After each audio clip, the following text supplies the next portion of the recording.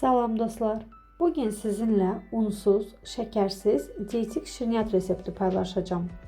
Əvvəlcə 1 stəkan südü isidib, üzərinə 120 qram yulaf əlavə edib bir qıraqda gözlədirsiniz.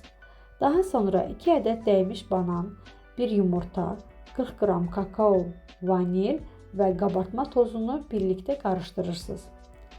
Üzərinə süddə islatdığınız yulafı əlavə edirsiniz. Qarışdırıb yağlı kağızın üzərinə tökürsünüz.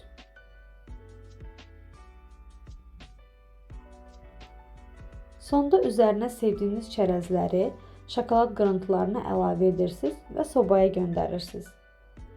180 dərəcədə 30-40 dəqiqə arası bişirirsiniz. Və budur, keks hazırdır. Həm sağlam qidadır, həm də çox dadlıdır. Hazırladıqdan sonra fikrinizi mənimlə də bölüşsəz sevinərəm. Nuş olsun hamınıza.